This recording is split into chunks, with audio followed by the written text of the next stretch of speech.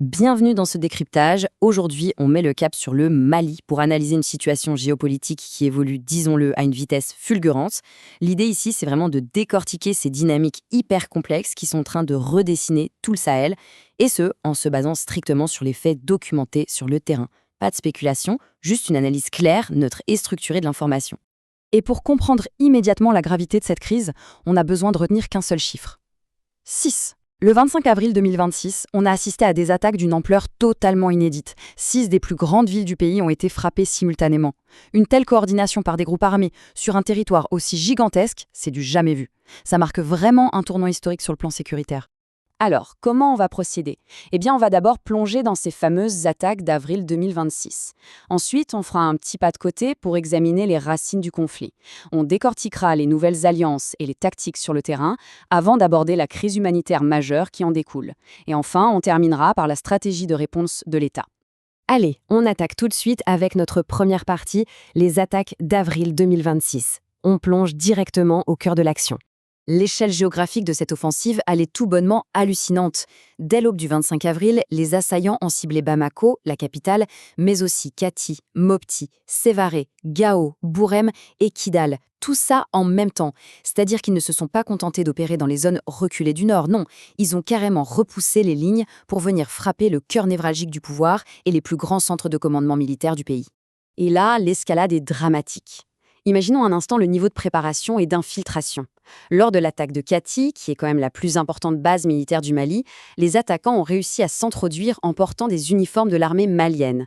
Un véhicule piégé y a explosé et ça a coûté la vie au ministre de la Défense en personne, Sadio Camara. C'est un acte tellement audacieux qu'il a forcé l'exfiltration d'urgence du chef de la junte, Assimi Goïta. Autant dire qu'un cap ultra critique a été franchi ce jour-là. Ce qui nous amène logiquement à notre deuxième point, les racines du conflit.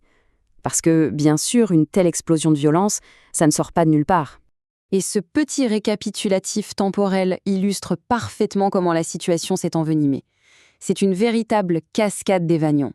Tout s'enchaîne très vite. On commence par la rébellion Touareg et la prise de contrôle djihadiste en 2012, suivie tout de suite après par l'intervention française en 2013.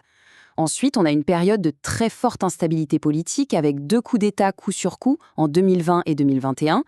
Et le coup de grâce, c'est ce renversement total d'alliance en 2022 et 2023. L'armée française s'en va et les combattants russes de Wagner devenus Afrika Korps arrivent. Bref, une véritable valse géopolitique. On passe à notre troisième volet, les nouvelles alliances et tactiques. Et là, on est face à un véritable changement de paradigme. C'est un bouleversement total. Des ennemis historiques qui se livraient hier encore une guerre absolument sans merci décident de s'allier. On voit le GSIM, un groupe affilié à Al-Qaïda, former un partenariat stratégique assez invraisemblable avec les séparatistes du Front de libération de l'Azawad. Leur but commun, défier l'État central malien. Autant dire que toute la dynamique régionale est complètement chamboulée. Mais il n'y a pas que les alliances qui changent. Les méthodes sur le terrain sont devenues beaucoup plus sophistiquées. Les groupes armés ont quasiment nivelé le rapport de force technologique. Comment ? En modifiant de simples drones commerciaux, en y intégrant de l'intelligence artificielle pour le guidage et en réalisant des frappes ultra précises. Et en parallèle, ils utilisent une stratégie d'asphyxie financière redoutable, des blocus économiques parfaitement coordonnés sur le carburant et la nourriture, ce qui paralyse l'armée, mais aussi toute l'économie civile des grandes villes.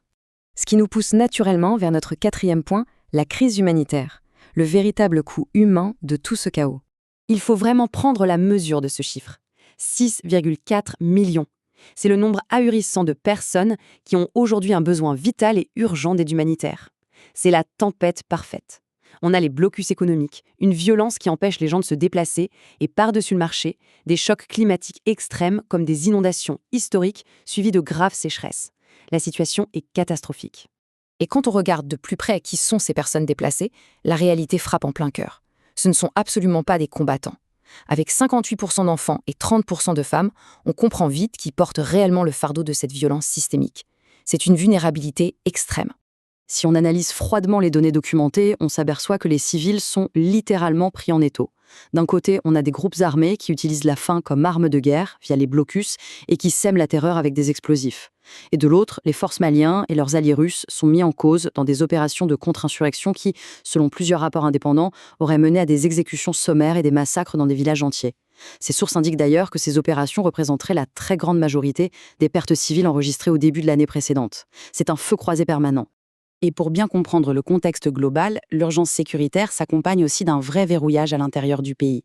Comme le note Human Rights Watch, je cite, la junte militaire continue de réprimer les médias, la dissidence et l'opposition politique. Les partis sont dissous, l'espace civique se réduit comme peau de chagrin, et forcément, ça rend la recherche d'une solution pacifique au sein même de la société beaucoup plus compliquée. Ce qui nous amène à notre 5e et dernière partie, la réponse de l'État. Comment consolider le pouvoir et mener la contre-offensive.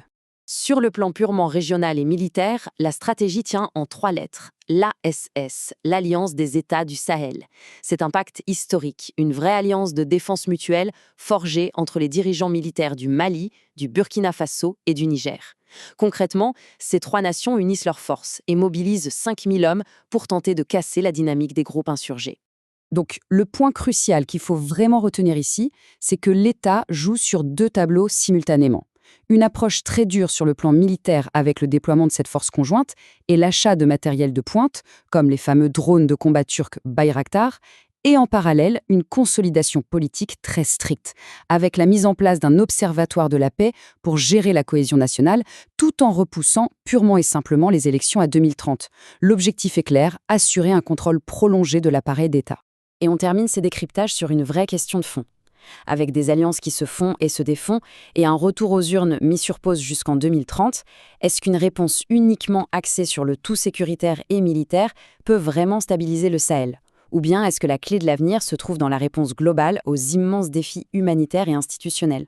C'est une interrogation majeure qui résonne bien au-delà des frontières du Mali et qui nous invite tous à suivre de très près les équilibres hyper précaires de cette région clé.